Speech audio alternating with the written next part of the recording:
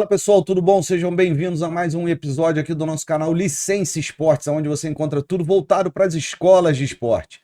Mais uma vez, já que vocês não mandaram nenhuma mensagem, não indicaram como eu me livro do Luiz Fernando, ele não sai do meu lado, mais uma vez com essa mala sem alça aqui do meu lado. O grande zagueiro da cintura dura, que foi para capoeira, vai ter que contar essa história hoje. O treinador que está aqui hoje vai querer conhecer essa história. Que o teu empresário te colocou na capoeira e tu vai dizer por que ele te colocou na capoeira. Mais uma vez, sejam todos bem-vindos, espero que vocês gostem do programa de hoje. Lembrando que o nosso programa é um oferecimento do sistema Genesis Training, um sistema de tecnologia para gestão de escola de esporte, e da loja do Museu do Flamengo e também, futuramente, em breve, inaugurando o Museu do Botafogo, da loja do Museu do Botafogo, onde você encontra itens exclusivos do Museu do Flamengo e do Museu do Botafogo nas nossas lojas, ok? Estamos recebendo hoje aqui um grande treinador. A gente já se cruzou algumas vezes aí dentro desse mundo do futebol. Mário Jorge, cara, brigadão por você ter aceito o nosso convite. Obrigado mesmo por você estar aqui, ainda mais com um filho recém-nascido, neném em casa, a gente sabe como é. A gente, né? O Luiz não sabe, que ele ainda não virou pai. O nosso diretor Fabrício em breve vai saber, né? Tá no forno, daqui a pouco sai, e aí quero ver esse homem trabalhando aqui também. Cara, a gente sabe como é a criança em casa, pequena, cara, muito obrigado. Obrigado você ter vindo, ter apoiado aí o início do nosso canal aí. Obrigadão mesmo por estar aqui, cara. Eu agradeço a oportunidade. Boa tarde, primeiramente. Luiz, nosso zagueiro aí, Nosso né? Zagueirão cintura dura. Agradeço a oportunidade. É sempre bom falar de futebol, é sempre bom falar da iniciação. Acho que é uma parte que ela é muito forte na minha carreira. Então a gente vai ter aí um bom bate-papo para frente. E obrigado pela oportunidade. É sempre importante isso pra gente que não tem muita voz no meio do futebol, né? A gente que agradece. Mário, lembrando, todo mundo que vem aqui, a gente começa com a mesma pergunta sempre, né? Assim, qual é a tua primeira lembrança com o esporte, se foi o futebol, se não foi? Lá de menininho, o que você lembra quando você iniciou aí no esporte? Então, eu, como todo menino brasileiro, eu tentei ser jogador também. Eu comecei em 1985, no futsal do Jacarepaguá Tênis Clube, é um clube de bairro onde eu morava. Minha mãe continua morando lá até hoje, próximo ao clube. É o clube onde eu dei meu primeiro pontapé no futsal, e ali eu joguei 2 categorias. Depois eu fui migrando para outros clubes até jogar futsal adulto, né? Então aí eu passei Flamengo, Vasco, Olaria, América, Grajaú Country, Grajaú Tênis, enfim, Madureira. Joguei em todos esses clubes, e o futebol de campo eu comecei ali aos 13 anos, quando eu fui para o Madureira, já junto com o futsal. E ali eu fiz uma aliança, jogar campo e salão no mesmo clube, que tinha a mesma camisa. E era uma coisa que era próximo, minha mãe me autorizava a ir sozinho, porque eu tinha um ônibus para ir direto e um para voltar. E esse foi meu primeiro passo assim dentro da área esportiva. E aí, ao torno de 16, 17 anos, eu já tinha feito o vestibular, passei para a Faculdade de Educação Física. E dentro desse período eu recebi um convite para virar treinador de futsal do Helênico Atlético Clube, que é um clube aqui na Leopoldina. E também comecei minha carreira como treinador muito jovem. Então eu jogava futsal, fazia a faculdade, eu já era treinador. Eu era meio que batia o escanteio, corria para a área para tentar fazer o gol. Para profissional de educação física, no começo é isso mesmo. Então Sim. tenta fazer de tudo um pouco. E eu dei meu primeiro passo como professor, efetivamente, foi no Helênico, né, na categoria sub-11. E aí, assim, a geração era geração 90, os meninos nascidos em 90, foram os meus primeiros atletas ali. E encontro com alguns até hoje, outros jogando futsal ainda, outros fazendo outras coisas totalmente aleatórias. Mas foi meu primeiro contato com um profissional, coisa que eu faço até hoje. Eu sou apaixonado. Em 2006 ou 2007, eu decido encerrar minha carreira como atleta. Eu tentei jogar futsal até um pouquinho mais tarde. O campo eu parei exatamente nos juniores, mas o futsal eu estendi um pouquinho mais. E aí em 2006 ou 2007, agora não me recordo bem, eu me pego sentado assistindo um treino da categoria que eu jogava. Assim, cara, o que eu tô fazendo aqui? Acho que eu sou mais importante que os meninos lá no Helênico. Vou parar. Chamei o treinador, falei, era o Popeye, Cláudio Popeye, grande amigo, Sim. grande treinador. Falei, Popeye, pra mim não dá mais não. E que isso, cara? Acabei de te contratar. Falei, não, se não me pagar nada não quero mais não.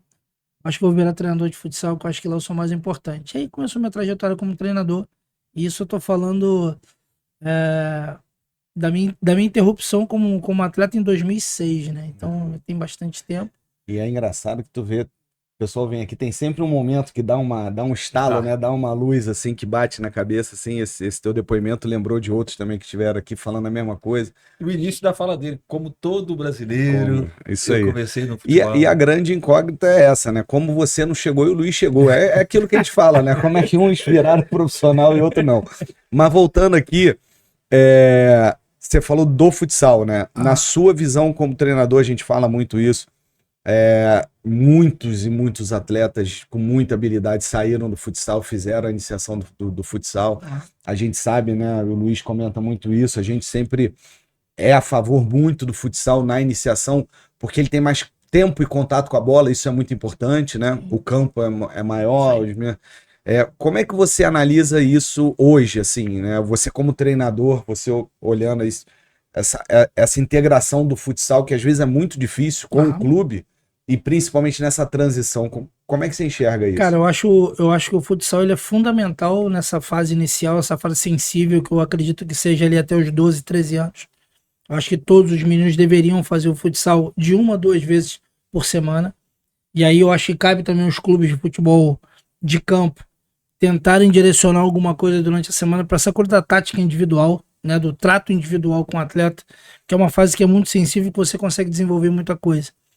Mas o futebol de campo começou a seduzir os meninos muito cedo, né? E eu acho que o futsal ele perdeu um pouco do mercado, principalmente aqui no Rio de Janeiro, a partir do momento que você não tem mais equipes que jogam a Liga Nacional. Sim. Você não tem mais para onde escoar jogador. Não tem um time do Rio, né, que Não, joga a Liga Nacional. Não tem mais. Eu acho que o último que teve não era do Rio, ou era Petrópolis ou Teresópolis, eu acho que era Petrópolis. E era sempre assim, Petrópolis, Macaé, Cabo Frio, Vassouras, nada aqui no Rio especificamente. Verdade. Então você ao invés de perder o jogador para jogar futsal no Flamengo, no Vasco, Fluminense e Botafogo, os meninos estão indo pro futebol de campo cada vez mais cedo. Sim. E aí acaba esbarrando um pouco nisso. Pouco contato com a bola, né? Pouco tempo com a bola, os espaços são totalmente diferentes. As pessoas que trabalham nessas categorias precisam ter uma sensibilidade muito grande para poder ajustar tamanho de campo, a bola, o calçado, o piso, enfim, uma série de coisas que são importantes nessa fase e que às vezes passam despercebidos quando ainda assim colocam muita competição nessas categorias. Ô Mário, eu percebo que muitos treinadores, de base até profissional, eles falam muito bem do futsal. Grande maioria, se não 100%. O que eu me pergunto é o seguinte, a gente, uma vez aqui foi com o Melo, nós falamos, pô, vocês precisam documentar tudo que vocês fizeram no passado, artigo, escrever, livros, enfim. Por que essa geração do futsal, que fala de boca cheia do futsal, o Pedrinho, presidente do Vasco, por que não une e tenta criar uma liga do futsal, que tenta fomentar o futsal? Fala, mas... Ou desenvolver o futsal no próprio clube, né? Exatamente. Onde que esbarra? Eu lembro que aqui no Rio tinha futsal. Até 13 anos tinha e forte. Hoje pouco se fala, igual você disse, vai tudo pro futebol de campo. Sim. Por que isso? Você consegue enxergar alguma coisa? Eu acho que assim, é a visibilidade e a possibilidade de um salto muito rápido no futebol de campo. A partir do momento que você tem um contrato profissional com 16 anos, você pode sair do país com 18. Acho que a possibilidade do futebol de campo de dar um salto gigante na tua carreira, em todos os âmbitos, financeiro, profissional e a carreira propriamente dita, acho que acabou seduzindo esses jogadores cada vez mais jovens. Os meninos saindo dos clubes grandes daqui do Rio, por exemplo, para jogar em clubes que efetivamente não têm a camisa, mas tem um futebol de campo. Né? Eu não estou aqui falando que eu tenho que jogar no clube grande, tenho que jogar no clube pequeno. Não, eu acho que tem que procurar um lugar que ele consiga se desenvolver. E aí cabe a percepção dos pais também, de entender o que é bom para o menino naquele momento ou não. Só que o que aconteceu com o futsal, por exemplo, é que, para mim, foi o grande equívoco disso tudo, foi equilibrar as idades com o futebol de campo. Porque eu sou de uma época que eu era primeiro ano no futsal, era o meu ano bom no campo. E aí, quando eu era primeiro ano no campo, era o meu ano bom no futsal. E aí acabou se criando categorias internas, interiores, né? Sub-14, sub-15, sub-16, sub-17. Então, ano a ano, ainda tem calendário, tem competição, tem tudo isso. O que você vai fazer no futsal? O Mário falou um negócio, cara, eu nunca tinha pensado nisso. Essa questão era exatamente assim mesmo. Você o teu segundo ano, vamos dizer assim, no futsal, era o ano que tu ia jogar e era o teu primeiro no campo que tu geralmente Jogava não menos. joga menos, né? Exato. Então o menino tava sempre jogando, todos os anos ele tava jogando, né? Exatamente. É interessante isso também. Exatamente. E aí, você passa uma temporada inteira jogando todo final de semana, às vezes até 2 jogos por semana no futsal, que a carga de treino é bem legal e você cuida muito dessa coisa da tática individual, do toque na bola, de movimento, de marcar movimento, marcar muita coisa, que você não tem no campo. Você não tem. E aí, você vai para um campo hoje que você tem 25, 30 atletas no elenco, né? 25 quando está muito enxuto, você consegue botar 11, 16 atletas para jogar por jogo. Você não pode trocar todo mundo. Dependendo da categoria, você ainda tem esse advento de poder trocar todos os atletas, mas aí entra a questão competitiva, né? Será que o treinador tem 22 jogadores e está preocupado em garantir o emprego dele ali? Porque se ele perder de muito, ele vai acabar tirando ele. E aí, quando não, aqui no Rio, devido a todos os problemas financeiros que o país atravessa, os clubes são todos arrendados. Então, os pais pagam uma mensalidade para o menino poder treinar, para ele poder jogar, e aí todo mundo tem que jogar. E aí como é que faz? Aí Como é que joga? no meio disso tudo aí tem um treinador. Tem que administrar isso tudo. Complicado. Sim. Mais uma pergunta relativa ao futsal. Você acredita que o futsal, a gente fala muito hoje em tomada de decisão, leitura de jogo, cognitivo do atleta, né? Isso tudo é muito falado e realmente todo mundo diz que é a última barreira da evolução hoje no futebol, que é a parte mental, emocional, né? Que tem a ver com isso também, porque hoje a parte física, a parte tática, técnica, ela está muito equilibrada, muito, até pelas informações, internet, enfim, a gente. Você acredita que o futsal ajuda nesse desenvolvimento para o menino? Ajuda muito. Muito, né? Ajuda muito. E aí, assim, o que eu tenho acompanhado ao longo desses anos, eu tô no futebol de campo desde 2010, do Sendas pra cá. E aí, assim, acompanhando muito, que eu comecei como observador, então a visitar muitos projetos, a visitar muitas escolas de futebol. É que muitos dos fundamentos do futsal, alguns professores conseguem levar para o campo. Então, você consegue fazer os jogos pequenos, onde o menino vai tocar mais vezes na bola, mas eu sinto uma carência em todos os pontos onde eu fui, é a quantidade de professores para poder tomar conta, para poder efetivamente gerar os feedbacks positivos e negativos para aqueles meninos. Porque às vezes um treinador tá ali com 40 atletas, não tem como ele dar feedback para todo mundo. Perfeito. Né? Então tu tem 2 atletas, ou 2 professores para 40 atletas, fica complicado. Então a gente faz uma conta mais ou menos de ter um treinador, um professor para cada 5, 6 atletas. Por exemplo, é uma conta que a gente fazia nos clubes onde eu trabalhei. Então isso sempre ficava com muita dificuldade, porque a gente não tem coro na base para isso. No profissional tu tem mais funcionários do que atleta, né? É mais fácil. Mas A aonde base que é totalmente o contrário. Você tem Exatamente. muito atleta para pouco funcionar. Exatamente. Eu acho que é uma fase que os clubes precisavam tomar um pouco mais de cuidado, principalmente ali até o sub-13, 14, de colocar mais pessoas para poder efetivamente fazer um trabalho nessa fase de desenvolvimento que ele é muito importante. Perfeito. Pô, hoje se fala muito em formação, né? O Brasil está ficando um pouco para trás em relação à Europa. Você enxerga assim, você não enxerga assim? Qual a sua visão hoje lá no mundo árabe, né? Você está na Arábia, correto? Ah, Qual a sua visão de Brasil vendo lá de fora? O que se fala do futebol brasileiro lá de fora, depois de tudo que tem sido falado, né? Em relação a Tite, depois entrou o Diniz, agora vem o Ancelotti, que é um treinador europeu, depois de muito tempo no Brasil. então, assim, o mundo árabe sempre foi um mundo que recebeu muito bem os brasileiros e não foi diferente comigo. Me receberam muito bem lá. Mas os questionamentos são exatamente esses. Como é que vocês levam um futebol pentacampeão do mundo, levam um treinador de fora? Eu tô falando do cara que é a minha maior referência como treinador, o cara que eu adoro o jeito dele trabalhar. Eu tento estudar, tento ler, tenho 2, 3 livros dele que fala sobre liderança, mas eu ainda acredito que o futebol brasileiro tem que ter um treinador brasileiro, né? Eu acho que países subdesenvolvidos com o futebol devem e podem importar matéria-prima de profissional. Por exemplo, onde eu tô, eu acho que como treinadores sauditas precisam evoluir muito. Mas no Brasil a gente tem muita gente boa. Muita gente boa. Na base, então, se você for ver um campeonato de sub-20, um campeonato brasileiro sub-17, se você for ver uma Copa Nike sub-15, você vai ver treinadores com ideias claras, com equipes organizadas. Se você conseguir tirar aquela camisa ali, por exemplo, o treinador trabalhou no Botafogo um ano, no outro ano ele está no Flamengo. E aí as ideias do treinador elas ficam muito implícitas nesse tipo de trabalho. Eu tirei o uniforme, eu consigo olhar a equipe do cara, naquela equipe ele era do Luiz. Você consegue identificar isso. Então você tem um grupo de treinadores muito forte chegando, né? Você tem Fábio Matias, você tem Seabra, você tinha o William, você tinha Zé Ricardo, você tem Barroca, você tem Maurício, você tem Barbieri, treinadores jovens que estavam tentando, Jair Ventura, tentando chegar nesse grupo de treinadores no Brasil. Só que aí, de uma vez, falou-se, sei lá, o treinador brasileiro não presta mais. Começou a ventilar isso e você começa um campeonato brasileiro com 50% de treinador estrangeiro. Vai ficar difícil pra gente conseguir chegar. E aí, como é que eles enxergam a gente hoje? Eles enxergam a gente como se a gente não soubesse o caminho que a gente quer seguir. A gente não sabe o que a gente quer. O que eu quero? Eu quero formar um treinador?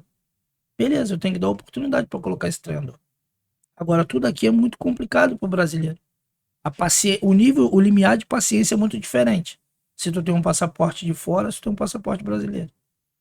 Isso, eu concordo plenamente em relação a isso, mas eu tenho eu tenho uma crítica aos nossos treinadores desde a época lá de Tele Santana, que é o que o Luiz meio que falou aqui antes. Eu acho que dos grandes problemas nossos foi não termos documentado o nosso jeito de jogar, o nosso jeito de treinar, o nosso jeito. Por que todo mundo vem aqui e querem todos os nossos jogadores de último terço de campo?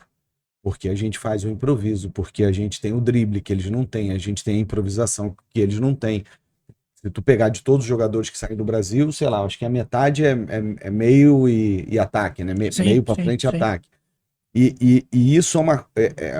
o que hoje todo mundo fala do português, do espanhol, não sei o quê, porque eles documentaram. Eu tive lá em 2004, já como treinador, trabalhei lá e fiz o curso que é o chamado hoje curso da UEFA 1, 2 e 3 pela Federação Madrilenha de Futebol.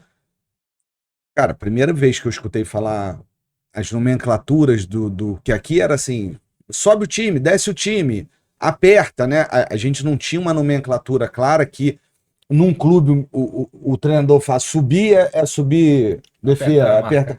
E o menino saía de um clube, ia para outro, o outro treinador falava diferente. Não. Lá na Espanha, quando eu cheguei lá, o menino de qualquer clube sabia o que era um controle orientado. Essa palavra chegou aqui 10 anos depois do que eu conheci lá. Então, a gente importou dos caras o que a gente poderia também ter criado aqui da nossa maneira, que é toda a parte metodológica de ensino nossa.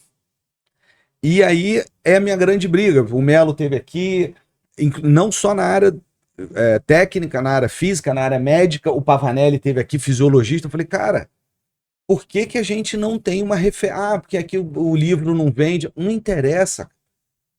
Tem que documentar. Aí chega o português aqui, ganha um campeonato, aí como é mente fria, coração quente, como é, né? Aí tem cheio de livro. Aí o Vanderlei é campeão brasileiro, bicampeão brasileiro, ele não lança um livro. Você falou, você tem 3 livros do Ancelotti em casa. Cara, eu só tenho um do Tele, que é a biografia, que conta a história dele, mas o Tele não falou, não deixou nada escrito de gestão. Pessoal, de visão. Tu pega a seleção de 82, que uma das... a melhor que eu vi jogar, na minha opinião, que eu vi jogar, e tu tem ali uma movimentação por um lado direito do campo ali, que cada hora um ocupava aquele lado ali, que ele não jogava com ponta, né? Eu falava, bota ponta, que na época tinha os pontas, de uma variação que todo mundo entrava por ali, cada hora era uma hora era o Cerezo, que era volante, uma hora era o Falcão, outra hora era o Sócrates, outra hora era o Zico, né? E que você vê hoje os jogos, se você for ver, tu vê que aqui, como é que você falou aqui, se tirar a camisa, tu vê que tem o dedo do treinador ali. Sim. Por que isso não foi colocado no papel? Então isso pra mim enfraqueceu muita gente. Uhum. Eles documentaram demais, escreveram demais, divulgaram demais, fizeram propaganda demais do que eles faziam lá, e nós fomos buscar essa referência. Porque a gente chegava aqui e falava, pô, tá bom, tu começou lá em 2007. Que livro que tu tinha de um treinador brasileiro falando de tática, de técnica, seja lá do que for? Não tinha. Aí tu chega lá hoje, mesmo na internet, tudo, você chega, não tem um artigo, não tem nada. A gente não documenta. Então, quando botou isso, a gente foi buscar lá. E a outra briga que eu tenho com os nossos treinadores, além dessa, é se preparar para ir para o exterior. Você hoje está vivendo lá, era isso que eu queria te perguntar. Como é que tá o inglês? Como é que tá? Porque você pega um Guardiola que ficou um ano estudando alemão, para quando ele foi apresentar no Bayern, o cara foi falar inglês, não, pode perguntar em alemão. Tudo bem, é 1 em 1 milhão, cara, tudo bem, mas será que os nossos treinadores também estão se preparando para isso? Para uma nova cultura? Eu acredito que sim. Essa geração que eu te falei, que agora, eu acredito que eles efetivamente estejam preparados para tal. Eu acho que preparados não só nesse âmbito, não só na língua estrangeira, também com a tecnologia, com todas as outras cadeiras que estão em volta do atleta, né? Sim. Eu acredito muito que todos esses caras estejam muito antenados. Falando do meu lado, eu tô há 3 anos fazendo inglês. Acho que eu perdi muito tempo. Acho que eu deveria ter começado moleque. Tive a oportunidade, mas como qualquer outro moleque. A gente larga, a gente abandona. Exatamente. Outras coisas me seduziram, né? E eu fui para outros lugares, fui fazer outras coisas. Mas, cara, eu tô tentando me desenvolver, tô tentando aprender alguma coisa do árabe também, que é muito difícil. Escrever, nem pensar. O árabe já escreve da direita para esquerda, já é muito difícil. E escreve desenhando, né? A gente tem que ver desenho. E é muito complicado. Mas, assim, alguns cumprimentos, algumas coisas a gente já consegue, pequenas palavras, formar algumas coisas. A gente consegue. E os meninos, assim, nem todos os meninos falam inglês também. Então eu preciso apanhar 2, 3 ali, de repente, de um setor defensivo. Eu tenho 2 que falam inglês e 6 que não falam. Falando de 2 linhas de 4. Então eu pego esses caras que falam inglês, converso com eles em inglês ali, eles me ajudam a transformar em informação. Você tem um tradutor na comissão? Tem um não? tradutor Também tem. Ele fala português e árabe. Porque na hora que o sangue quente vai no português mesmo, não tem jeito. Isso aí não tem jeito. Na hora do jogo vai em português. Vamos voltar um pouquinho, que eu quero saber como é que tu chegou na Arábia, mas antes eu queria voltar aqui, e até para os nossos professores que estão aí começando, que é o que eu falo, né? Todo mundo começou que nem você, eu não cheguei a ser treinador, assim, no alto nível que nem você, Zé e a turma, não cheguei, tentei. E eu entendi que se eu fosse para gestão, antes eu mandava uns 3, 4 treinadores embora antes de eu ser mandado embora. Eu acho que aqui é um pouquinho mais seguro. Mas brincando assim, você falou que começou lá, você largou jogando futsal profissional, você largou e falou, eu vou me dedicar.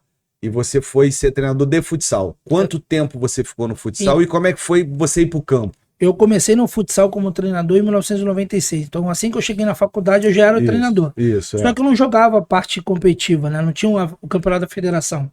Jogava ligas independentes, ligas secundárias. E aí, em um momento, o Helênico foi para a federação. A gente conseguiu ajustar para o Helênico voltar para a federação. E eu não podia ter uma inscrição no Helênico como treinador e no América como atleta. Perfeito. A federação ia abrir uma exceção para mim por serviços prestados, né, para o futsal na época. Aí eu decidi que não queria mais jogar. Ali eu parei. E eu fiquei de 96 até 2011 no futsal, trabalhando aí. 2011 era o Bradesco, que é um clube aqui na Tijuca. E só que em 2010 eu recebo um convite para ir para o Sendas. Faço o processo seletivo. O Zé sai da captação, o Zé Ricardo era o treinador do Sub-15. Ele sai da captação, vira treinador do Sub-15 do Sendas e a vaga dele fica aberta. E aí o Pezão, o Thiago Pezão, que é um grande amigo, me indicou, fui no processo seletivo, fui lá. O Thiago trabalhava lá também, né? Trabalhava. Thiago Pezão, Zé Ricardo, Barroca. Era uma panelada aqui, uma panela boa. Panela sempre ruim pra quem tá de fora. Antônio, Emílio. Muita Cadu, muita gente boa saiu de lá. Gabriel Barreiro, Rafael Barroso. Esse projeto do Sendas foi um grande. Eu falo mais, assim, eu tenho muito orgulho da época do Botafogo, do trabalho que a gente fez lá, que a gente conseguiu não só atletas gerar dinheiro pro clube, mas também deixar legado dos profissionais, né? A gente deixou muita gente boa aí pro mercado. Mas uma coisa do Sendas que eu vejo e que eu acompanhei de perto, que a gente conheceu todo mundo lá, da turma toda, é que o Sendas deixou um legado muito mais forte na área dos profissionais do futebol do que propriamente dito de atletas. Óbvio, tiveram vários atletas que foram revelados, chegaram. Sim. Mas eu acho que isso foi muito forte no Sendas, né? Porque saiu muita gente. Eu trabalhei, quando eu viro observador. Você vai pro Sendas para ser observador, pro lugar da vaga do Zé. Eu fazia peneiras, né? Vamos dizer assim, vou ver uma escola de futebol em Nova Iguaçu. Ficava lá sentado no projeto, analisava, via o nome dos meninos, passava meu contato, me procura sábado lá em São João de Meriti. Os meninos iam lá com os pais, fazia aquele tour ali pelo CT, mostrava como é que era o projeto e assim a gente foi montando as gerações mais novas. E aí, em 2011, eu viro treinador. Aí o treinador do profissional era o Maurício Barbieri, o auxiliar o Barroca, o preparador físico não era o Emílio já tinha saído. Era o Felipe O Olive. Emílio já tava no Botafogo comigo, eu acho. Era o Felipe Olive e o treinador de goleiro Diogo Calhau, Sim. se eu não me engano. Aí no sub-20 era Silvinho ou Rodney, agora eu não lembro. No sub-17 o Zé Ricardo. No sub-15 o Vandinho e eu lá no sub-13 com o Thiago Pezão. Era um projeto que não jogava nada, era só treino. A gente jogou uma primeira liga de Nova Iguaçu ali, meio que para ver como é que funcionava, a gente foi campeão. Aí, ó, monta outro time aí. A gente montou outro sub-13. Aí, campeão de novo. Aí eu já andei pro sub-15. Aí o Zé saiu, o Zé voltou pro Flamengo, já tinha trocado todo mundo e tal. E aí, em 2014, o clube é vendido. O pessoal lá de São Paulo, né? O pessoal do Bradesco. E aí, nessa venda, eu fico mais um período, 2, 3 meses, e sou demitido. 2015, eu chego ao Vasco. Tá trabalhando no sub-15, faço um ano e meio no Vasco. Como treinador. Como treinador do sub-15. E aí, em 2016, em abril, o Noval me convidou para ser o treinador do sub-13 do Flamengo. Eu fui até ficar até 2024. Sim. Aí do sub-13, sub-14, sub-15, sub-16, sub-17, sub-20, profissional, sub-20. Isso aí. Peguei uns 8 jogos no profissional. Omar, a Pouco, gente pouco, trabalhou pouco. Não, vamos voltar lá, mas eu sempre pergunto, nós já tivemos casos aqui de filhos que vestiram até de baiana em carnaval para poder conquistar uma vaga numa escolinha. O pai e a mãe falaram, ó, se você vestir de mulher, para aqui, vestiu de menina, eu poder ter.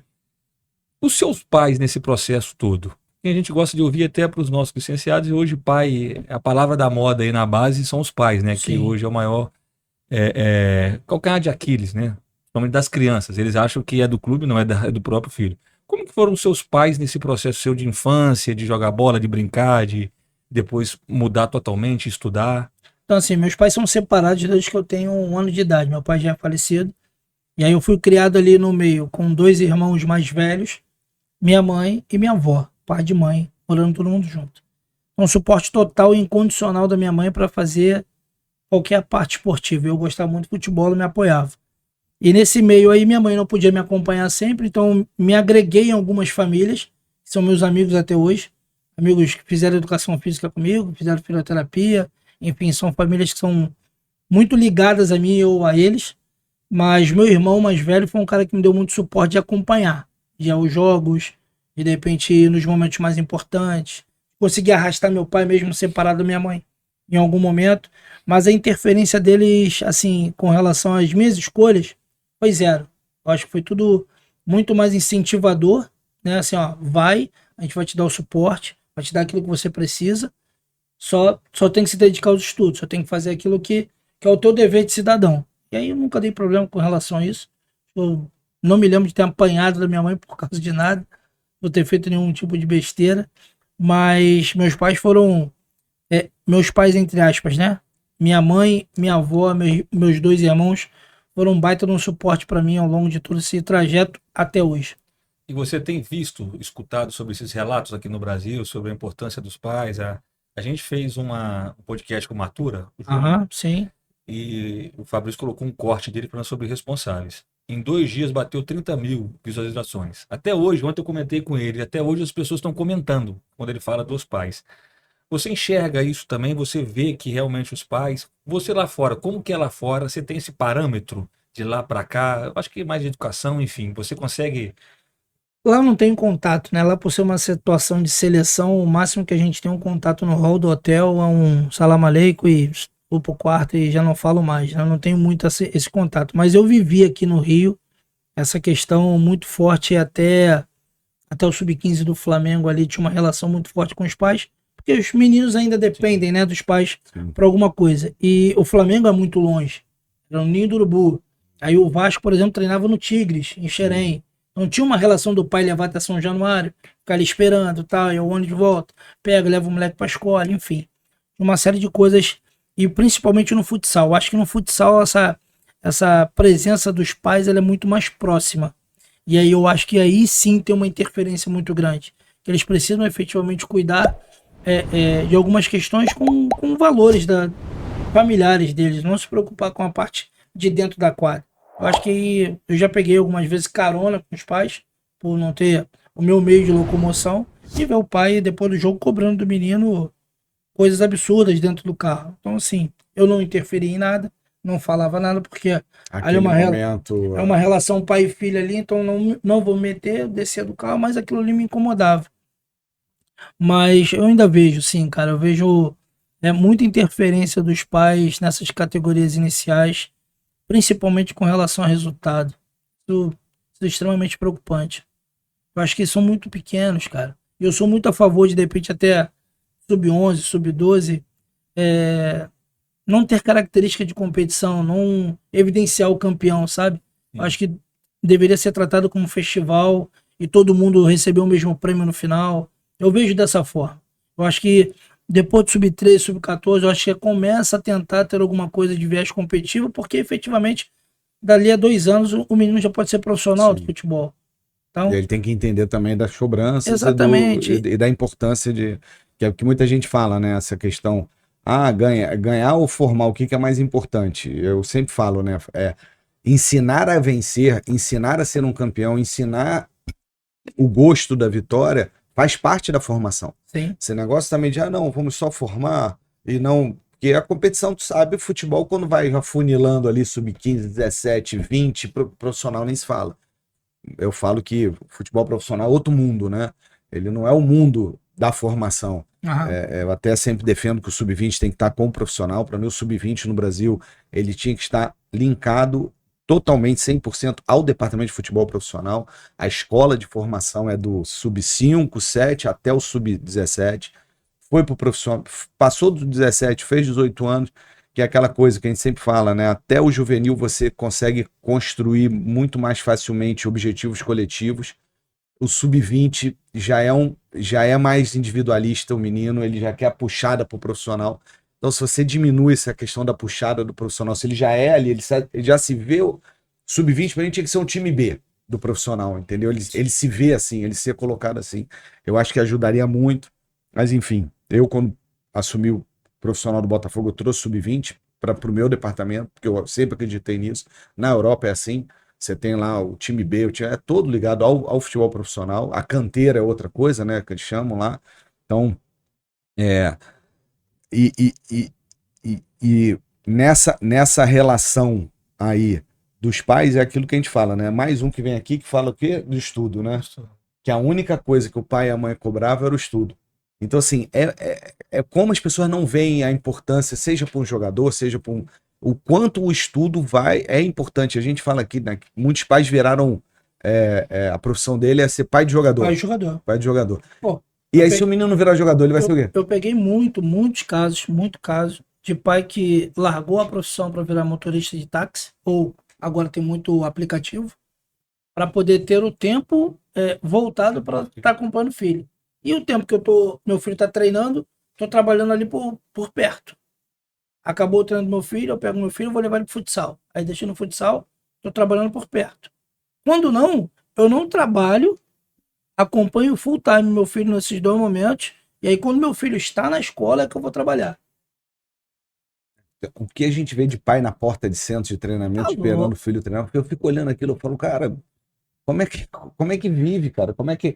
E assim, eu fico pensando, tudo bem, é o sonho da família, é o sonho do menino, todo mundo sonha. E se o sonho não der certo, esse menino vai fazer o quê? Essa família vai fazer o quê? O pai tinha que estar... E outra coisa, aí o menino faz um contrato nos times grandes ali com 16, 17, ele passa a ser o responsável pelo sustento da casa, da família. Exato.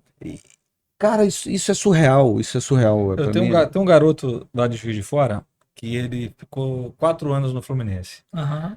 Essa semana que passou, o pai me manda uma mensagem com um vídeo dele falando, não, o plano foi liberado do Fluminense. 2011, 14 anos vai fazer. Ele 2011. 2011. O pai e a mãe mudou para Xerém. Ele ficou 4 anos, Lá no... É. Foi para lá com 9 para 10 anos. Acontece, não tem jeito. Eles mudaram. Quem garante, Mário? Ninguém garante. Não tem. Não tem É, a garantia. culpa é do clube, Exato. chegou o pai, o filho do... Tem sempre um Nunca culpado. foi... exatamente. Tem sempre um Ah, culpado. você mandou meu filho embora. Tem uma avaliação. Você trabalhou futebol em altíssimo nível. Sabe que esse gatilho não aperta só o treinador. Não. Tem um conjunto de pessoas ali que vão sentar. Formam Ah, aquela opinião E e aí, aquela decisão. sua opinião. Senso comum ali que vai prevalecer. Uma democracia em cima daquela avaliação. Pô, quem votar mais, que tiver mais voto positivo ou negativo, o menino fica ou não. E aí a culpa não é do clube. De repente, os meninos hoje, por exemplo, eu acredito muito nisso, e eles não têm a capacidade de olhar no espelho e perguntar assim, aonde foi que eu errei para ter sido mandado embora?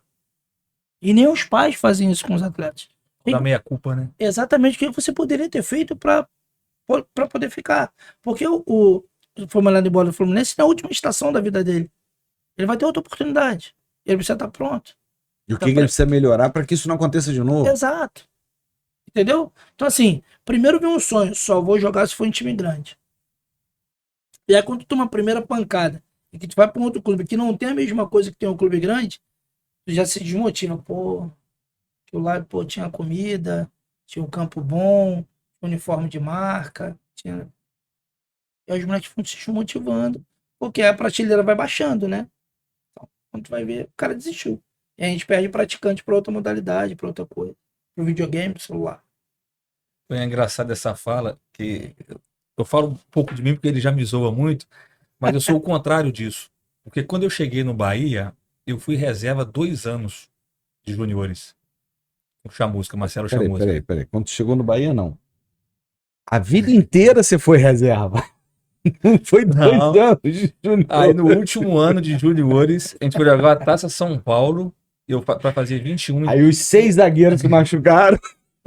Foi até no episódio do Wagner Love, ele estava no mesmo hotel que a gente, o Palmeiras. Aham. Quando ele levou a mulher pro hotel, foi aqui em São José dos Campos. Ali eu joguei titular na Taça São Paulo. Eu volto para Salvador, de São José dos Campos. O Candinho, que era treinador do Bahia, puxa 4. Eu estava entre os 4 e vinguei. Joguei 2003 todinho com o Evaristo, o Bobô, Lula Pereira, que Deus o tenha, com o Chamusca. Teve 6 treinadores um ano, fui rebaixado. Mas eu não joguei na base. E fui subprofissional. E os zagueiros, o Alisson, a Cioli, Neto chegou a subir. Não jogava. Ah, isso acontece muito, né? Muito. Tu tem lá no Botafogo, o Fabiano era o cara do volante, era o cara da base, vai chegar. Chegou o Gabriel e Jadson. O Jadson ainda jogava com o Fabiano. E o Gabriel era banco. O Gabriel, Corinthians, tá no Red Bull agora, Corinthians, Palmeiras, Internacional. O Gabrielzinho era banco. Os juniores inteiros, a gente foi campeão estadual de junior, botava ele banco. Foi profissional, queriam mandar ele embora do profissional, a gente segura, pum, tá aí. Ô, Mário, teve um país que o treinador foi da base, foi acompanhando e chegou até o profissional, a seleção principal. Eu vi há pouco tempo, o senhor sabe qual que é? Que falou que ele chegou na seleção principal, já chegou conhecendo os atletas e venceu. Não sei se foi agora Portugal, não sei se foi a Espanha nessa Copa, na Nations League. Tem um treinador que ele acompanhou todas as formações na base lá do país dele. Foi a Espanha. A Espanha, Foi Espanha. é o treinador da Espanha. Ele veio subindo com as gerações, né? Ele foi... Tem um treinador no mundo árabe também, agora eu não sei se é o Bahrein, se é o Catar. Eu acho que é do Catar. Era do Catar, porque ele já saiu. Que também teve esse processo. Sub-17, Sub-20, Projeto Olímpico, principal. Eu acho que fez a Copa do Mundo e saiu. Eu acho. Você enxerga isso no Brasil? É possível. Possível. Cara, eu acho que assim, eu sou privilegiado ter passado 10 anos no Flamengo. 10 anos no Flamengo, ter conseguido chegar a fazer jogo no profissional. Tenho certeza absoluta que foram os resultados que me colocaram categoria acima. Os resultados que a gente entregou ali. Teve um ano que foi ruim, foi o Sub-14, que a gente não conseguiu nada. Foi eliminado nas quartas de final de uma competição regional, que é a... Guilherme Membre? Não, que é Sub-13 e 14, agora que tem 11, 12, 13 e 14. Edson Silva, não? Não, esqueci o nome. Metropolitano. Foi eliminado pela União nos pênaltis. Eu saí da Gávea assim, desesperado. Eu falei, cara, vou ser mandado embora. Vamos Vou mandar embora. ser mandado embora. Mas olha a pressão também que os treinadores sentem também E no aí eu dia a dia. sentei, né, coordenador o Cadu. Cadu. Tá nervoso? Falei, pô, como não, Cadu? Fui eliminado pela União. Ele, fica tranquilo, cara. Confio em você. Fica tranquilo, o trabalho vai continuar, não muda nada. Ficou até arrepiado. Falei, porra. Sabe, seguimos. Campeão da Votorantim, campeão da Copa Nike. E foi andando. Foi andando, aí, pô, os 3 nacionais no Sub-17, campeão brasileiro Sub-20, campeão da Libertadores Sub-20, foi chegando. Se de repente não tivesse conseguido os resultados, e aí o resultado esportivo conta muito nesses clubes, infelizmente. Sim. Não adianta a gente Maquiar, né? Ser romântico. ser romântico e falar, pô, não ganhou, mas formou bem. Mentira. Isso é balela. Mas, assim, eu acho que os caras conseguiram identificar a formação de alguns pilares de valores ali, de educação extracampo, que a gente conseguia transmitir para os atletas, sem contar a questão competitiva, técnica e tática dentro do campo. Acho que aí o Cadu, nesse momento, depois veio o Luiz, né, o Noval, esses caras tinham essa percepção. O Freeland também pegou um período, foi bem legal também a passagem com o Freeland lá, de ter essa percepção, de falar assim, pô, aqui tem um viés aqui de questão competitiva, de aguçar isso nos atletas, que é importante, bom manter esse cara aqui. Daqui a pouquinho o Mauricinho sai, pô, anda uma casinha. Felipe Leal sai, anda outra casinha, e a coisa foi acontecendo até onde eu tô hoje. Você acha que é balela também sobre altura e qualidade, tamanho e qualidade? Eu acho que algumas posições é inevitável. A altura. Para mim, zagueiros e goleiros. As outras, para mim, é qualidade. Independente da altura, da estatura.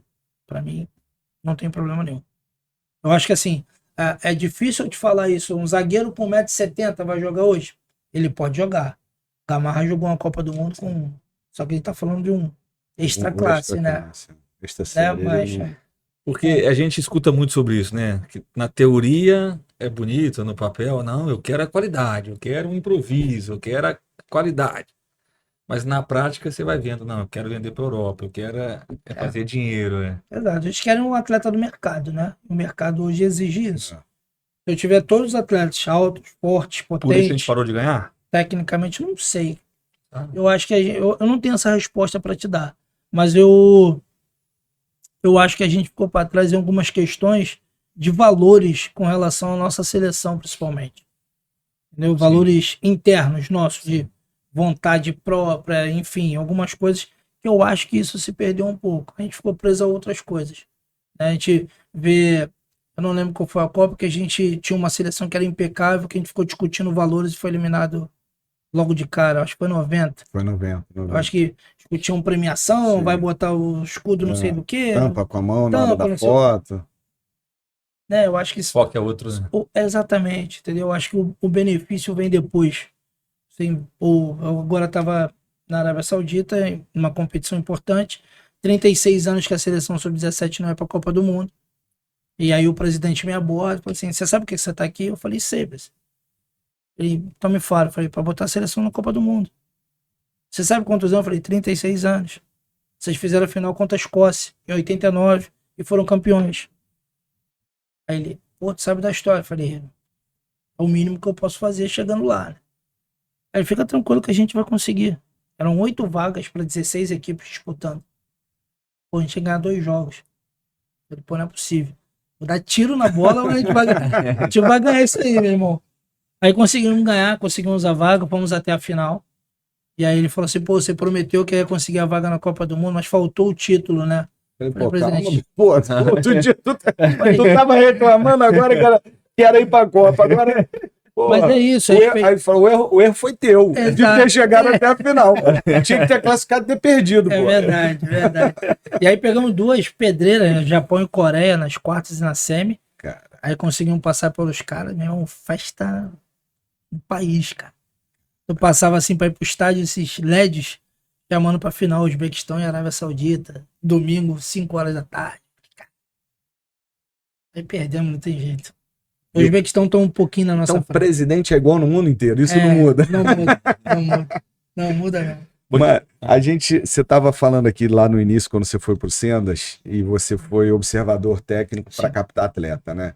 Isso é um ponto muito importante aqui para gente, porque a gente fala, como a gente já falou aqui, para vários atletas, né, que estão começando, estão na escola. O que você via, o que você analisava dos meninos para você levar ele para o Sendas? O que você pode dizer para a nossa garotada que está assistindo, assim, para um observador do teu nível, potencial teu como treinador, o que você observa no... Acho que o primeiro ponto era a parte técnica, né? Acho que muitas das vezes, vou pegar acho que é um caso de sucesso de um jogador que não sabia nem a posição que ele ia jogar, mas eu via nele potencial. E ele tinha 13 anos quando eu levo ele pro Sendas. Eu falei, tu joga de quê, cara? Eu levei, mas não sabia do que tu jogava. Ele, lateral direito. Eu falei, lateral direito? Tá bom, joga aí então. Aí ele fez o primeiro, o segundo, o terceiro treino de lateral direito. Eu falei, pô, não vai jogar ali não, cara. Não tem a menor condição de jogar de lateral. Vamos jogar de camisa 5 aqui? Vamos tentar aqui? Fiquei do lado dele. Aí mexe aqui, bota a mão nele. Pô, não vai, fica aqui, guarda mais. Vai fazer cobertura e tal. Esse menino é o Bruno Guimarães, cara. Olha. É o Bruno Guimarães. Hoje ele tá onde ele tá. E assim, pô, Mário, você é o determinante para que o Bruno ter chegado onde ele chegou, para o Bruno chegar ao profissional. Não fui determinante. Foi uma pessoa que contribuiu muito num momento muito importante, principalmente em trocar de posição, e assim aconteceu com outros. Mas para mim, o principal é a capacidade técnica. E aí sim, já numa coisa dentro do teu grupo, da tua escola, é você tentar identificar onde o menino pode jogar. E é isso daí, eu acho que é para poucos. Poucos treinadores têm essa percepção de repente identificar que o menino vai ter um perfil mais longilíneo, que o menino vai ser que é mais dinâmico, que o jogador é mais rápido. Isso aí é para poucos, né? Então, nessa época aí eu consegui fazer isso com alguns atletas trocaram de posição e foram embora. Mas para mim o principal é a capacidade técnica. E aí nessas idades eu consigo de alguma forma direcionar a posição ou não. Tem um outro caso, que também é muito legal, do Paulinho no Vasco. Chegou no Vasco, o Vasco jogava num 4-4-2 no Sub-14, um quadradinho, e o Paulinho jogava como meia.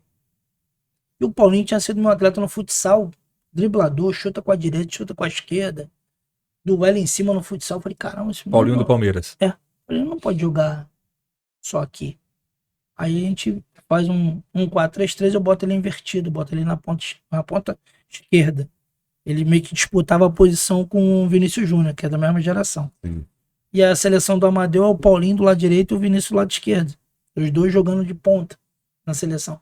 E aí o Paulinho agora já joga de meia central, né? Já tá jogando uma outra posição, mas quando ele sai do Vasco ele era ponta. Ele era um beirada, né? Que a gente fala. Também é legal. Então, assim, acho que vai muito da percepção do treinador, de conhecer a característica do atleta, ver o que ele pode te entregar e tentar dentro daquilo que você é. Carlos Amadeu? Carlos Amadeu. Ele foi meu treinador nesse jogo da Natação Paulo 2000. Morreu. Sim. Que Deus o tenha. Que Deus o tenha. filho dele, que eu te falei, eu acho que assumiu lá a base no Vitória, o Galutiano. Sim. Eu tenho quase certeza. Já tive Lembra que eu falei isso? Sim. Já tive alguns contatos com ele perguntando de jogador, enfim. E como que é lá na Arábia? Diga. Não, como que é lá a base? Campeonatos, torneios, o olhar. O campeonato tem uma Liga Saudita, né? Sub-14 até o agora vai ter o Sub-23. Então, como se fosse um campeonato nacional. É um campeonato nacional com 18 equipes. Tem acesso e decesso. Tem Série A e Série B. E do Sub-13 para baixo é regional. Eles vão afunilando até chegar aos 4 semifinalistas e aos campeões. E aí, assim, é muito praticante de futebol, porque toda esquina tem um campo. Então, os clubes, por exemplo, tem uma cidade em que tem, acho que é no sul não, acho que é no norte, tem 50 clubes na cidade de futebol. Isso. 50 clubes na região, né? Tem 3, 4 cidades ali, mas naquela região, sei lá, Maricá e Itaipuaçu ali, imagina, 50 clubes naquela região. Entendeu? E aí, assim, pipoca jogador lá. Porque os moleques gostam do futebol. É uma prática muito forte lá. E existem as escolas de esportes como tem aqui? Tem. Clubes têm as escolas do Nasser, do Hilal, tem as escolas estrangeiras também entrando. Tem escola de futebol, sim. Tem do Paris Saint-Germain, tem do Inter de Milão. Tem algumas escolas internacionais, sim. Já tem essa entrada, né? O choque cultural foi grande? Não? É tranquilo? Como é que é o dia a dia lá? Pra mim foi tranquilo, eu sou muito caseiro, né? Sou muito tranquilão. Assim, a gente foi em 3 na comissão técnica, então a gente mora todo mundo no mesmo andar. Então vai fazer alguma coisa, vai todo mundo para um apartamento só. Aí agora as famílias chegaram, eu fiquei um pouco mais afastado, mas não tive muita dificuldade, não. Não. Nossa, no começo a comida, eu ia comer brócolis, tinha pimenta. Eu ia comer couve-flor, tinha pimenta, mas tranquilo, pimenta eu gosto, tá tudo certo. Bacana. Já foi lá, Cid? Não fui. Vamos levar licença pra lá? Vou, de repente mando só você, mas tu vai caminhando. Te mandar caminhando pra lá. O diretor também quer ir. Tu vai ver. Espera quando nascer que tu vai ver onde tu vai parar. Tu vai ver se tu vai pra Arábia ou não. Mas eles têm um plano de desenvolvimento do futebol bem legal até 2034. Inclusive, essas 2 gerações, né, sub-17 e sub-20, eles acreditam que muitos desses jogadores podem estar na Copa do Mundo que eles vão receber. Sim. Então, eles estão... Esse é o projeto. Né? Esse é o projeto para que em 2034 a base saia dessas 2 seleções. O treinador do sub-20 também é um brasileiro, que é o Marcos Soares, está classificado para a Copa do Mundo, que é agora em setembro no Chile. E a gente também conseguiu a classificação à Copa do Mundo em novembro no Catar. E aí os caras estão acompanhando de perto e a gente está tentando desenvolver esses meninos. Vontade de ficar lá, voltar? Não, fica lá. O tempo que puder. Voltar só de férias. Só de férias. Como tem 30 dias aí. Mário, nesse teu trajeto como, né, treinador aí que você passou, quais as suas referências, assim? O que você buscou aprender? O que você buscou? O mesmo que eu te pedi para falar dos meninos, o que você falaria para os treinadores que estão começando, como você começou, como eu comecei dando aula na escolinha de futebol? O que você falaria para eles? Assim, buscar boas referências é muito importante. Então, quando eu comecei no futsal, eu tive bons treinadores de futsal pra caramba, mas eu tive um cara que foi... Né, ele foi o diferencial quando eu tinha 13, 14 anos para eu me tornar um amante da educação física. O Lúcio, né? Ele foi meu treinador no Madureira, Lúcio Niso. Então eu via como ele como tratava a gente, como ele falava com a gente, como ele ensinava a gente. Ele jogou de zagueiro, né? Então eu joguei. E baixinho, ele era baixinho. Aquela época que não tinha problema de altura. Eu fiz um curso da BPF com ele, de aula. E ele é do time dos baixinhos do Vasco, né? Daquela geração ali, né? E aí, pô, eu tive esse cara e eu queria ser aquele professor de educação física, queria ser igual a ele, né? Então, começou ali a paixão pela educação física. E aí eu me lembro como se fosse hoje, eu cheguei no segundo dia de aula na faculdade, aí aquela roda, apresentação, né? O que você quer ser? O cara, eu quero ser professor de taekwondo, vai morrer de fome. Eu quero ser treinador de futebol, vai morrer de fome.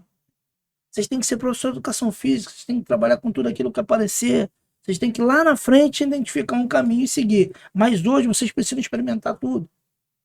Então esse cara para mim foi a grande referência para me tornar um profissional de educação física. E como treinador, tinha, no futsal aqui, a gente tinha Mauricinho e Zé Ricardo como os caras que eram as grandes referências no futsal da minha geração. O Maurício é um pouco mais velho, cheguei a jogar com o Maurício no América. Jogava bem, Maurício? Jogava, futsal jogava, no campo. Todo mundo fala que no campo achei ele enganado.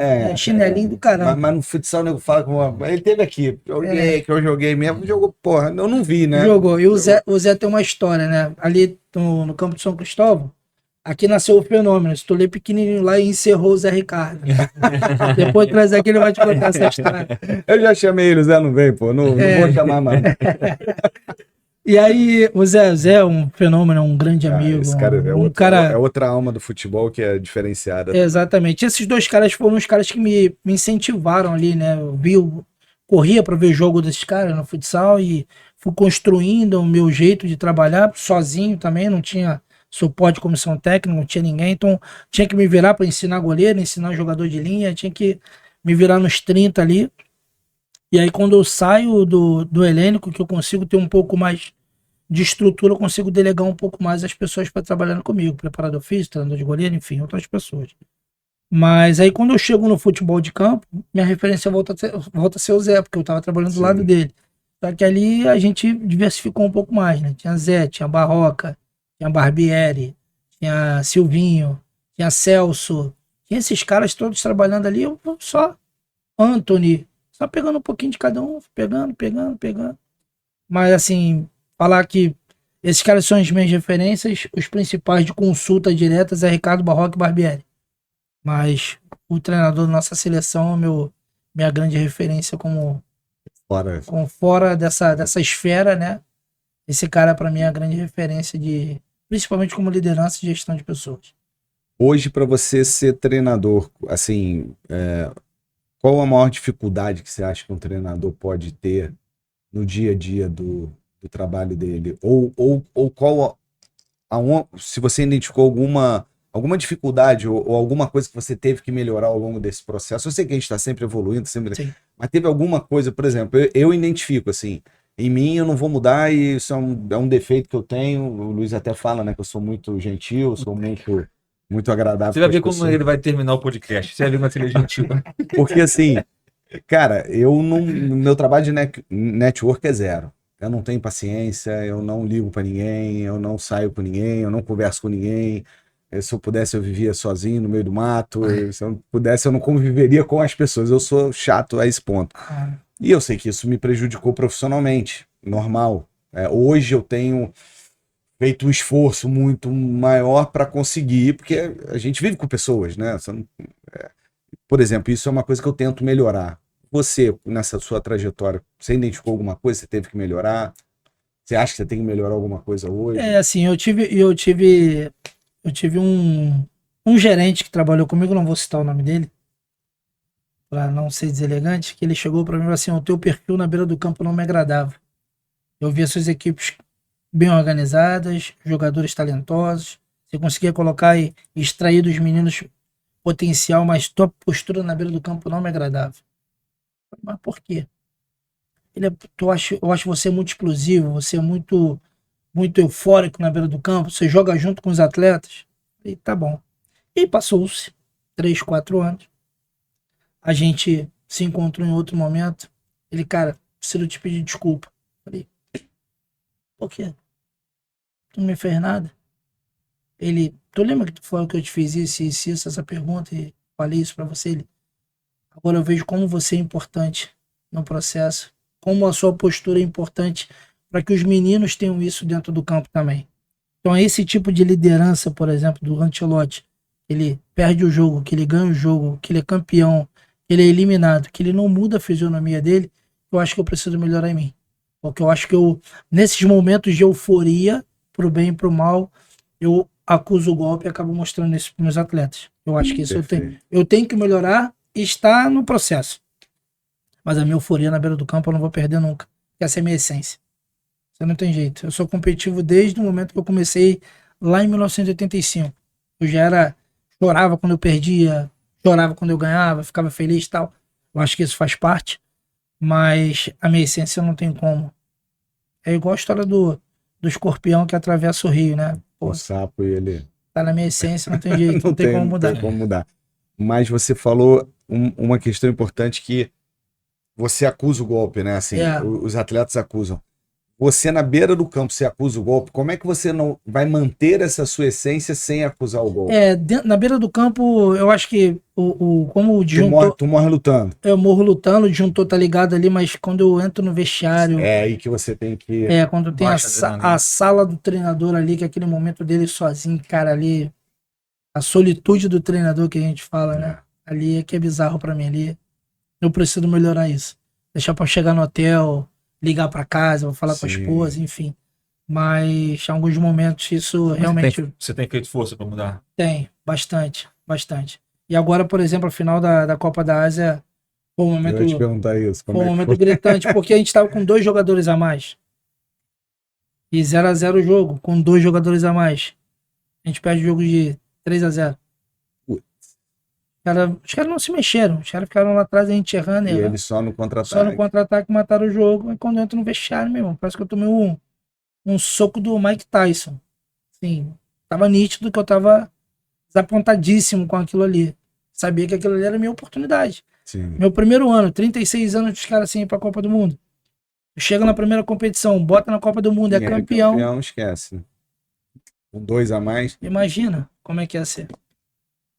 Mas e aí, tu chegou no vestiário, Tu tentou, Eu segurei, ou eu falei, aí eu falei com os meninos depois.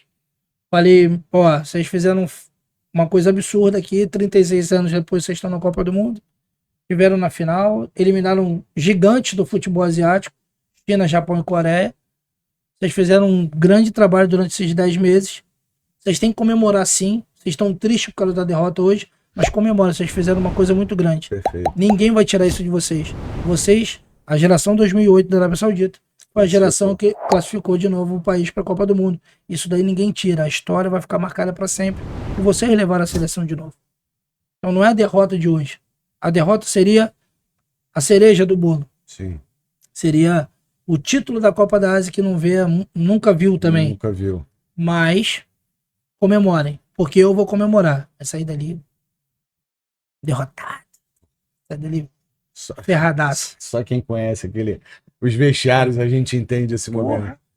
Nem fala. Tem Cara, hora mas eu que- escutei uma história nos Jogos Mundiais Militares, a gente ficou em terceiro aqui com o Brasil. Quem ganhou foi a Argélia. E um dos oficiais lá falou assim, tá vendo? A gente está comemorando o bronze e o Catar tá chorando a prata. Cara, a gente valoriza muito pouco. E eu vejo no futebol alguns comentaristas falando, o Caio Ribeiro falou sobre isso. Cara, você ficou em segundo.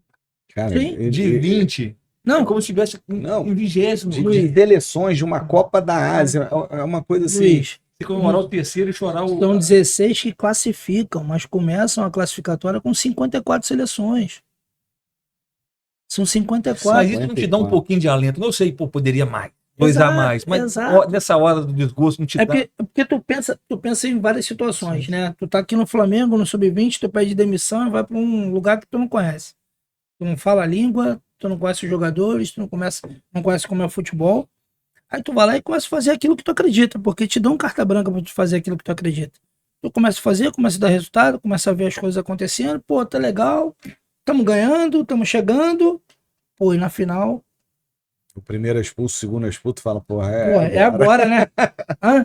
O homem lá em cima abriu o caminho pra mim, agora vai dar tudo É certo. agora. Primeiro lance do segundo tempo, pênalti pros caras. Pô, 1-0. Aí a gente começa a tentar. Contra-ataque 2-0. Aí nos últimos minutos já tava com todo mundo lá dentro da área já. O cara invadiu sozinho e veio conduzindo a bola na direção do gol, né? Meu zagueiro veio de bloquear o gol, meu zagueiro fez isso. Por que tu chutou a bola? Porque tu correu pro lado. E não, porque ele podia tocar a bola pra cá. Eu falei, não, é melhor ele tocar aqui que ele fazer o que ele fez. Ele toca aqui, o goleiro pega ele. É, mas, enfim, já era. Preparação pra Copa do Mundo. Já Então, virou a página, já chorou que tinha que chorar, Já, agora vamos olhar já. pra frente. Como é que tá a preparação? O que que você tá vislumbrando, assim? Qual é o objetivo? O que que o presidente falou lá? Já que não A ganhou a meta. Copa da Ásia, quer ganhar a Copa do Mundo. É. Só ganhar a Copa do Mundo, né? Então, assim, a gente tem um grupo que eu acho que tá equilibrado, que eu acho que pode sair um terceiro lugar da nossa chave. A gente, Áustria, Mali e Nova Zelândia. Então, no desenho são 48 seleções. Então, corta para 32, depois 16, 8. Então, a nossa ideia inicial é passar da primeira fase e depois desfrutar do que vier para frente. Porque a gente sabe que é muito difícil, Sim. né? Uma seleção africana, uma seleção europeia já de cara no grupo, a gente sabe da dificuldade que é. A Áustria classifica sem perder nenhum jogo para a seleção grande, né? Seleção renomada, Alemanha, França, Sim. Portugal, Espanha. Então já tem todo esse rótulo, né, de uma seleção que chegou bem forte, principalmente na questão defensiva. E tem Mali, né? Mali é vice-campeã da África e semifinalista da última Copa do Mundo. Tudo bem que é uma outra geração, mas Sim. você vê que tem uma sequência de trabalho ali. A outra geração era os moleques jogaram com 33 anos. Essa tá em 40, Por com aí. 28. E a gente- Quem não sabe, né? A gente fala isso no futebol, assim, mudou, melhorou, mas ainda mesmo assim, as seleções africanas, elas sempre têm problemas com vamos falar a maturidade dos atletas, né? Para não dizer outra coisa. Aham. Ou seja, são meninos sub-20 jogando contra homens, né? Aliás, sub-17, 17. que é mais forte, sub-17 jogando contra homens, É. porque lá você tem um maturação registro. deles, né? A maturação deles é muito rápida. ou o registro civil deles demora um pouco mais Tem um para caso, acontecer. tem um caso da geração 2000, que uma seleção viajou com dos 26, 23 atletas, nasceram no dia 1º de janeiro de 2000. Aí, olha isso. É igual o cartório lá do Vitória da Bahia. Depois que pegou fogo, o Vitória não tinha um cartório dentro do estádio. Sabe dessa história também? Toda vez que eu encontro o João Paulo, que hoje está fazendo um excelente, brilhante trabalho no Palmeiras, o João lá do Vitória, e a gente ia jogar contra o Vitória da Bahia, meu irmão, os homens formados já, o sub-15, o moleque metia gol, ia lá, beijo na aliança, fazia pro filho. Pegou fogo, um cartório também em Feira de Santana, É. nessa época de vocês aí. Aí eu falei, aí o João Paulo, aí no outro campeonato, 2 anos depois, o time equilibrado, eu falei, pô, depois que pegou fogo o cartório lá, o negócio ficou normal meio aí, João. Aí o João ri pra cacete. Mas enfim, batemos já 1 hora, aquilo que eu falo aqui, a gente... Boa, né? O tempo voa e eu queria que, assim, o que você espera da tua... Hoje eu sei que a gente vive um momento, futebol a gente vive muito momento, né? Mas a gente sempre projeta a nossa carreira pro futuro. Às vezes a gente projeta uma coisa que acontece, outras não. Como é que você se vê pro futuro daqui para frente? Qual é o teu objetivo dentro do futebol? Pretende sair, virar gestor? Não? Não. Quer ficar como treinador a vida Eu toda? quero ficar como treinador. Eu tinha uma ambição, né, que era trabalhar com futebol profissional. Não foi possível aqui no Brasil ainda, né? Então tinha outros planos, que era jogar uma Copa do Mundo, independente da categoria que fosse. A gente conseguiu classificar. E eu acho que eu vou ter essa oportunidade agora, porque daqui até novembro pode mudar muita coisa. E depois disso é tentar traçar um plano para um projeto olímpico e jogar uma Olimpíada. Né? Se acontecer a transição para o futebol profissional no meio desse caminho, eu vou sentar e vou avaliar para ver se vai ser um movimento seguro, vai ser um movimento compatível com o meu momento. Né? Agora, por exemplo, se tiver que sair para jogar, para ir para um projeto olímpico, eu tenho que esperar até 2028, né? Que é a próxima Olimpíada Los Angeles. Então não seria um movimento bacana com uma coisa que vai acontecer daqui a 3 meses, 4 meses. Então, esperar a Copa do Mundo. Não, e viver um momento desse, pelo amor de Deus. Exatamente. Tem que viver. Eu acho que a gente batalhou muito para chegar nessa condição, né, de jogar a Copa do Mundo. Essa é a cereja do bolo. Essa aí sim, essa é a cereja do bolo. E Vou se a gente jogar. conseguir passar para a segunda fase, será ótimo. Se a gente conseguir passar para a terceira, vai ser excepcional. Sim. Excepcional. Eu acho que daí para frente vai ser bem, bem complexo pelo nível que eu vi das outras seleções. A gente tem um... Eu ia te perguntar isso antes da gente encerrar também, já que você, pelo nível que eu vi. Como é que é o teu setor lá da seleção de observação? Tem, não tem? Tem. São quantas pessoas? Eles ficam rodando e vendo? Por exemplo, você vai pegar Áustria, Mali e Nova Zelândia. Como é que você mapeou esses atletas? Vocês sabem como é? Como esse trabalho é feito? A gente tem bastante gente, né? Cada categoria deve ter o seu analista, mas um departamento que é gigante de pessoas que trabalham internamente com observação, inclusive os caras do profissional. Então, todos eles trabalham juntos e se ajudam, né? Então, tem momentos, por exemplo, agora estão todos focados no Sub-20, que o Mundial é mês que vem. Primeiro. Perdão, setembro. Vem primeiro. E aí a gente já elaborou um documento separando alguns jogos, pedindo para separar alguns jogos para que a gente possa observar nos 3 adversários. Daqui até outubro, esses adversários também vão fazer amistosos, já estão programados e a gente já sabe disso também. A gente consegue trocar contato com os analistas, principalmente dos adversários, e a gente troca documento, a gente manda o nosso documento, Legal. eles mandam pra gente, e aí tem essa liberdade de trocar essa documentação, esses vídeos, para que possa efetivamente estudar os adversários. Mas tem uma galera que ajuda, além da comissão, né? Além dos 3 caras que trabalham comigo, que a gente senta, debate, vê jogo direto. Mas tem um departamento Tem lá um hoje departamento que para traz isso. as informações. Tem um departamento de scout, tem um departamento de análise e desempenho também. As informações são padronizadas ou você... Porque isso era uma grande questão que eu como gestor, né? Chegava o Mário para trabalhar no clube. E aí, o meu departamento tem que mudar o processo e entregar o que o treinador quer, ou o treinador tem que aprender a trabalhar com as informações que o departamento faz? Como é que você vê isso? Tem uma chefia que está tentando padronizar isso agora. Tá. Era uma coisa que era muito eclética ali, tinha francês, português, tinha uma salada ali de pessoal trabalhando, e aí hoje a gente tem um gerente que ele está tentando padronizar essas informações através dos relatórios padrões. E aí, Padronizado, acho isso. que aí o documento fica para a federação, o documento fica para ser estudado por todo mundo. Se a mão depois do Mário foi embora, o documento continua lá, Perfeito. para que todos possam usar. E terminologias, nomenclaturas sendo padronizadas também. Bacana, isso aí para mim é fundamental. E última dessa área aí, que eu gosto de trocar ideia sobre isso, que isso aí era uma das coisas que eu adorava perder um pouco a paciência.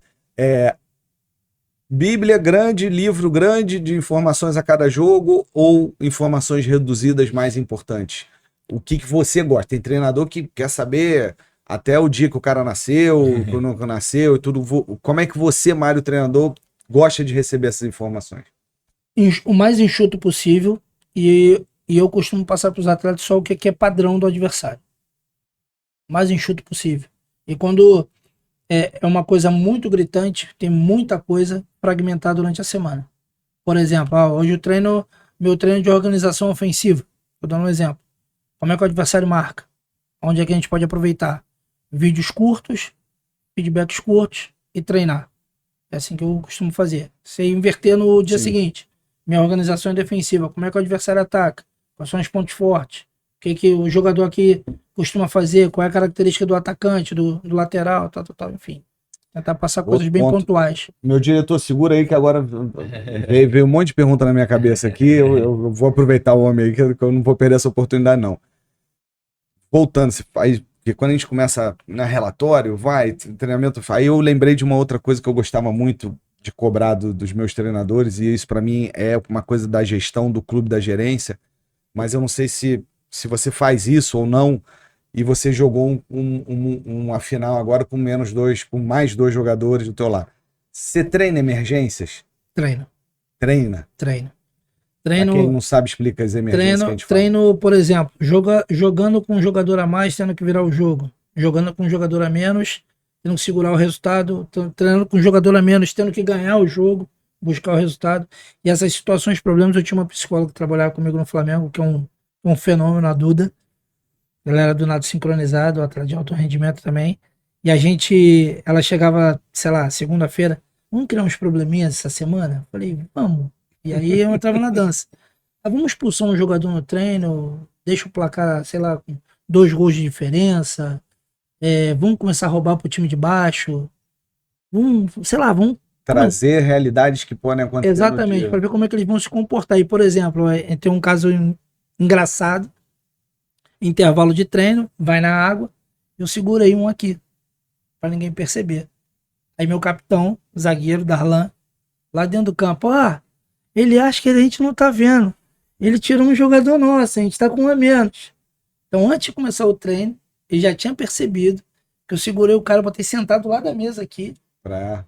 Já alertou o grupo. Então, assim, ver que o moleque já tava antenado com tudo. E outros, de repente, ia passar despercebido. Se vão perceber, a gente tá com um a menos. Eles vão perceber lá na frente, mas desse moleque, assim, mas eu treino. Eu treino jogador a menos, jogador a mais, resultado na frente, resultado atrás, sustentar o resultado, não tomar o gol. Enfim, eu crio esses problemas. Cara, isso é muito importante, parabéns. Não é à toa que tá chegando onde tá chegando. E já tem um time para torcer na Copa do Mundo, né? Já. Agora já. Vamos torcer. Irmão, obrigado pelo carinho, pela atenção, por ter vindo aqui mais uma vez. A gente sabe que tempo é a única coisa que a gente não consegue economizar e guardar, né? Tempo é uma coisa que a gente tem que dar muito valor a ele e saber que você tá com um filho pequeno, veio aqui, cara, não tem palavras. De férias, né? De férias. Então, assim, cara, obrigado mesmo de coração por ter vindo aqui. Eu que agradeço, foi muito agradável, passou muito rápido, né? Papo bom, passa muito rápido. Te agradeço. Papo bom comigo, né? O Luiz não é tão agradável. Eu entendo. Eu sei o constrangimento que os meus convidados passam. Os zagueiros canela dura. Cara, mas eu agradeço a oportunidade, é um prazer. Sempre que precisarem, eu estiver por aqui, quiserem me chamar. Vai ser, de repente, depois da Copa do Mundo, a gente bater um papo de como é que foi a Copa do Mundo. Não, com certeza. Cara, só me chamar. Medalha pra cá. Pô, se Deus quiser, podia ter trago da UEFA de prata, mas... tá doido, pô. Tá valendo. Brilha como ouro. Um grande feito, assim. Tenho muito orgulho disso, do que os meninos fizeram. Os meninos terem comprado a nossa ideia, né? Porque era uma ideia diferente de de treinar, daquilo que eles estavam acostumados, daquilo que eles estão enraizados lá, né? Então, foi uma forma diferente e nos primeiros 10, 15 dias a gente via meio que assim, um olhar meio torto, mas foi explicando, foi vendendo nossa ideia, trazendo referências externas, principalmente do trabalho aqui no Brasil, do que aquele tipo de trabalho deu de resultado pra gente. E a coisa foi clareando, a gente foi conseguindo os resultados. Graças a Deus a gente conseguiu o maior feito de colocar o time na Copa do Mundo. E vem mais Parabéns. coisa boa por aí. Se Deus quiser. Se Deus quiser. Parabéns. Fala, Celso. Ó, Obrigado por você ter participado de novo, né? Tô tentando me livrar de você, mas não consigo, mas enfim, obrigado. Pessoal, você que gostou, por favor, copie o link, manda pra galera. Estamos encerrando aqui mais um episódio do nosso canal Licença Esporte. E lembrando que nós estamos no ano abençoado. O ano de 2025 será um ano abençoado para quem se inscrever no canal. Se você não se inscrever no canal, não culpe as outras pessoas por um ano não bom que você vai ter. Eu tenho certeza que se você não se inscrever, teu ano não será bom, tá? Isso é uma mensagem que eu recebi. Então, se você não quer que o teu cunhado peça dinheiro e não lhe pague, se você não quer chegar em casa e pegar algo constrangedor na sua vida familiar e tudo mais, não custa absolutamente nada. É apertar o botão de se inscreva. Só isso, nada mais, que você vai estar blindado até o final do ano. Ano que vem tem outra missão para vocês, mas até o final não precisa ativar o sininho, não precisa de nada, é só se inscrever, pelo amor de Deus. A gente já pediu de várias maneiras, várias formas, tá difícil. 80% das pessoas que veem os nossos cortes e tudo não se inscrevem, então a gente está apelando pela divindade da bênção, e pode ter certeza, praga de Sidney Loureiro pega, cuidado, tá bom? Muito obrigado, até a próxima. Lembrando que o nosso canal é um oferecimento do sistema Genesis Training, um sistema completo de gestão para a escola de esporte. Quer levar tecnologia para a tua escola de esporte? Leve o sistema Genesis Training, e também da loja do Museu do Flamengo, onde você tem produtos exclusivos lá da loja do Museu do Flamengo e da loja do Museu do Botafogo. Essa caneca rubro-negra vai de presente para o nosso Mário Jorge, em agradecimento também por você ter vindo aqui. Obrigado. Muito obrigado, até a próxima. Abraço. valeu.